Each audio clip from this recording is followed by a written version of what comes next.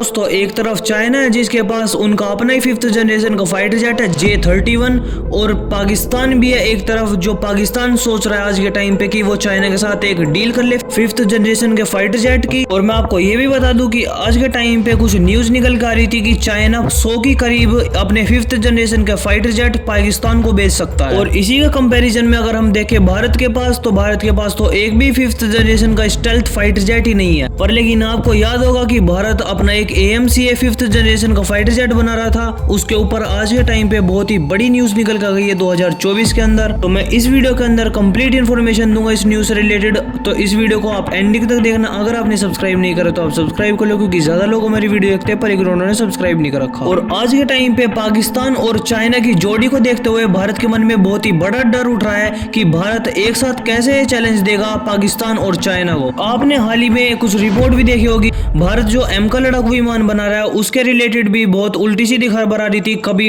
Government fund allocation करने में time लगाती है, तो कभी जो इंडियन एयरफोर्स है वो कुछ सवाल उठाती है एमका के ऊपर, इसके इंजन में दिक्कत आती है, कभी इसकी टेक्नोलॉजी के अंदर कुछ गड़बड़ी आ जाती है। ऐसे में एमका जो लड़ाकू विमान है उसको बहुत ही ज्यादा टाइम लग रहा है बनने में, पर लेकिन आज के टाइम पे बहुत ही अच्छी खबर निकल के आ गई है एमका लड़ाकू विमान से रिलेटेड। तो दोस्तों आज के टाइम पे कुछ न्यूज इनपुट आ रही है कि 2026 के अंदर पहला एमका लड़ाकू विमान देखने को मिलेगा आपको। तो भारत आज के टाइम पे एमका लड़ाकू विमान को इतना ज्यादा फास्ट ट्रैक मोड पे बनाएगा कि आपको हर 6 या फिर 5 महीने बाद एक नया एमका लड़ाकू विमान देखने को मिलेगा। आप इस चीज को ऐसा समझ सकते हो, अगर 2026 जनवरी के अंदर पहला एम को देखने को मिलेगा आपको, तो सितंबर या फिर अक्टूबर या फिर 2026 की एंडिंग तक आपको एक और एम का लड़ाकू विमान देखने को मिल सकता है। 2027 के मार्च के महीने में आपको तीसरा लड़ाकू विमान देखने को मिल जाएगा और 2027 एंडिंग तक ही आपको चौथा भी एम का दिख जाएगा। जितने भी लड़ाकू विमान होंगे जो हम स्टार्टिंग में बनाएंगे, इनकी बहुत ही जल्दी फास्ट ट्रैक मोड से हम टेस्टिंग भी स्टार्ट कर देंगे। इसके बाद अगर ये टेस्टिंग में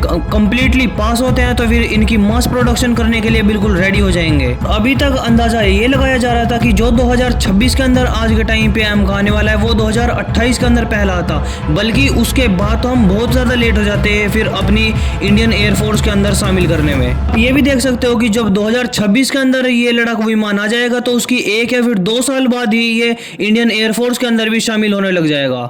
तो जो एम का लड़ाकू विमान है एक 5th जनरेशन का फाइटर जेट है, इसकी टेक्नोलॉजी को टेस्ट करने के लिए 1 से 2 साल तो कम से कम लगेंगी। जो लड़ाकू विमान होते हैं उनकी लंबी टेस्टिंग चलती है, बल्कि जो रशिया ने अपना S-400 डिफेंस सिस्टम बनाया था उसकी तो 10 साल तक टेस्टिंग करी थी। यानी कि 2026 के बाद 2028 के स्टार्टिंग में ही ये लड़ाकू विमान मास प्रोडक्शन होना स्टार्ट हो जाएगा और जो भारतीय वायुसेना है उसके अंदर भी शामिल होने लग जाएगा। यानी कि 2028 के अंदर ही इंडियन एयरफोर्स इसको चीन और पाकिस्तान के खिलाफ यूज कर पाएगी। और ये जो मैं बता रहा हूँ, अगर इन सभी प्रोडक्शन को फास्ट ट्रैक मोड से प्रोड्यूस करेंगे, जो फैक्ट्री लगाते हैं या फिर जितने भी सेटअप होते हैं वो सभी अभी से लगाने स्टार्ट करते हैं, तो तभी आपको 2028 के अंदर मास प्रोडक्शन दिख सकता है। अगर हम इस चीज के अंदर डिले करते हैं और इसकी मास प्रोडक्शन बहुत ही ज्यादा लेट करते हैं तो इसके अंदर बहुत ही ज्यादा टाइम भी लग सकता है। बाकी आपका क्या व्यू पॉइंट है इस न्यूज के ऊपर आप कमेंट सेक्शन में जरूर बताना। अगर आपने सब्सक्राइब नहीं करा तो आप सब्सक्राइब करो, क्योंकि ऐसी न्यूज से रिलेटेड में वीडियो